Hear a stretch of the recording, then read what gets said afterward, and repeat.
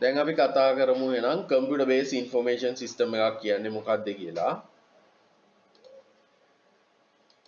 හරි computer based system එක computer based information system එකක් කියන්නේ මොකක්ද කියලා බලමු ඉස්සෙල්ලාම. What a system which convert data into information using a computer is known as computer based information system. හරි එහෙනම් මොකද්ද computer based information system එකක් කියන්නේ? System which convert data into information using computer. computer එකක් පාවිච්චි කරලා data convert කරනවා දත්ත හරවනවා මොනවා බවටද? information බවට. එහෙම හරවන පද්ධතියක් තියෙනවා නම් ඒකට අපි කියනවා මොකද්ද? computer based information system එකක් කියලා. මොකද්ද එහෙනම් computer based information system එකක් කියන්නේ? කිසියම් පද්ධතියකින් දත්ත තොරතුරු බවට හැරවීමේ ක්‍රියාවලිය නේද? ක්‍රියාවලියේ පරිගණකයක් ආධාර කරගෙන කරනවා නම් ඒකට අපි කියනවා computer based information system එකක් කියලා. Consider a computer based library information system. Some of the benefits to librarian in using a computer based library system are as follows. හරි ඔන්න අපි හිතමු library system එකක් තියෙනවා computer based කරගත්තු. හරි එතකොට එහෙම තියෙනකොට එයාට ලැබෙන වාසි මොනවද කියලා තමයි තියෙන්නේ. හරි. එයාට ලැබෙන වාසි ටික මොනවද කියලා තියෙනවා. හරි. මොනවද එයාට ලැබෙන වාසි ටික? එකක් තමයි ability to detect whether a particular book is available in the library and if available the location of the book. හරි. මොකද්ද? එකක් තමයි යම්කිසි පොතක් තියෙනවද මේ වෙනකොට. හරි. කවුරු හරි ඇවිල්ලා අහනවා මෙන්න මේ පොත තියෙනවද කියලා.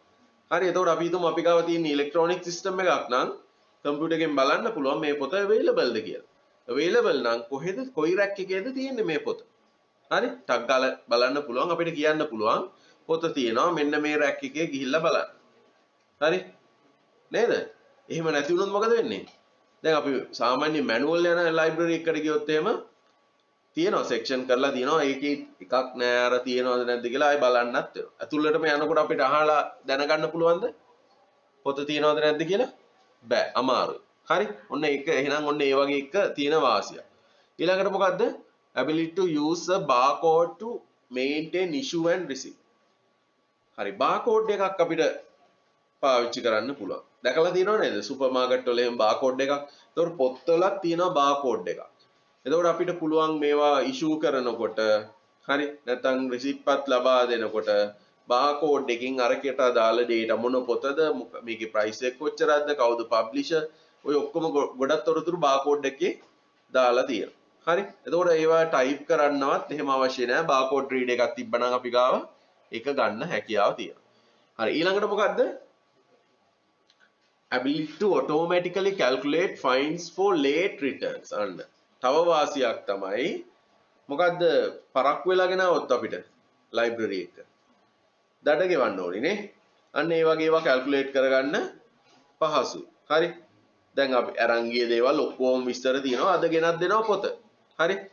එතකොට අද ගෙනත් දෙනකොට පරක් වුණන් ඒ දවස් ගන්න දිනේ මේ දඩේ කොච්චරද කියලා හැදිලා ගෙනත් අපිට පෙන්වන්න පුළුවන්. හරි.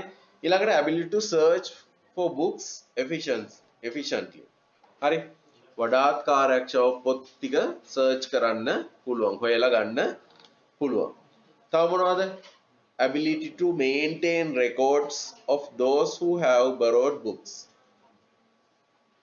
පොත් මේන්ටේන් කරන්න පොත් පිළිබඳ තොරතුරු අපි හිතමු පොත් අරන් ගියේ කවුද කියලා. හරි ඒව බලා ගන්න පුළුවන්. හරි ඊළඟට possibility to list those who have failed to return books on due dates. කවුද නියමිත දිනේට පොත් ටික ගෙනත් දුන්නේ නැති අයගේ members ලාගේ ලයිස්තුව. හරි. ඒ වගේ ගන්න පුළුවන්. හරි. ඊළඟට establishes an online system for remote reservation and searching for books. හරි. එහෙනම් අර දුරස්තව ඉඳලා මේ සිස්ටම් එකේ පොත් ටික පරීක්ෂා කරලා බලන්න පුළුවන් ඔන්ලයින් ක්‍රමවේදයක් කරා. හරි. නේද? ඊළඟට ability to provide e-books to members. members ලාට e-books දෙන්න පුළුවන්. library එකේ තියෙනවා resources වල මොනවද?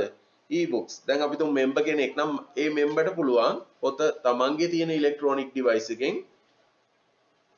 log වෙලා ගිහිල්ලා බලන්න කියවන්න. දැන් එහෙමත් කරනව නේද? ෆෝන් එකකින් log වෙලා ගිහිල්ලා පොත් යුනිවර්සිටිස් වල එහෙම ලයිබ්‍රරි වලට ගිහිල්ලා පොත් කියවන්න පුළුවන්. හරි ඔයාලට ඒ පොත ඕනනම් අරගෙන ගිහිල්ලා ඔයාලගේ ලොගින් දීලා අරගෙන බලන්න පුළුවන්. එතකොට අන්න ඒකත් වාසියක් මේ කම්පියුටරයිස් සිස්ටම් එකක් තියෙන නිසා. ඊළඟට computer based library system can be networked with the main office of the school providing facility to confirm the return of library books by the student when issuing leaving certificates. දැන් අපි හිතමු ඉස්කෝලේ එක නම් ඉස්කෝලේ සිස්ටම් එකත් එක්ක මේක කනෙක්ට් කරලානේ තියෙන්නේ. එතකොට ළමයි අසීම් සහතිකය ගන්න යනකොට දැන් අපි කරන්නේ මොකද්ද? ෆෝම් එකක් අරගෙන යනවා අසීම් සහතික ගන්න කිව්වම ප්‍රින්සිපල් දෙනවා නේද? ඔෆිස් එකෙන් දෙනවා මෙන්න මේක ලයිබ්‍රරි එකට ගිහිලා පොත් අරගෙන නැහැ කියලා සහතික කරගෙන එන්න. දැන් එහෙම එකක් කරන්න ඕනේද? නෑ. ඇයි ඒ? නෙට්වර්ක් කරලා තියෙන නිසා ලයිබ්‍රරි සිස්ටම් එක ස්කූල් සිස්ටම් එකත් එක්ක කනෙක්ට් වෙලානේ. හරි? එතකොට අසීම සහතික ගන්න ආපු ගමන් ලයිබ්‍රරි සිස්ටම් එකකින් ඔන්න මැසේජ් එකක් එයි. මෙයා පොත් අරන් ගිහලා තියෙනවා. පොත් බාර දීලා නැහැ.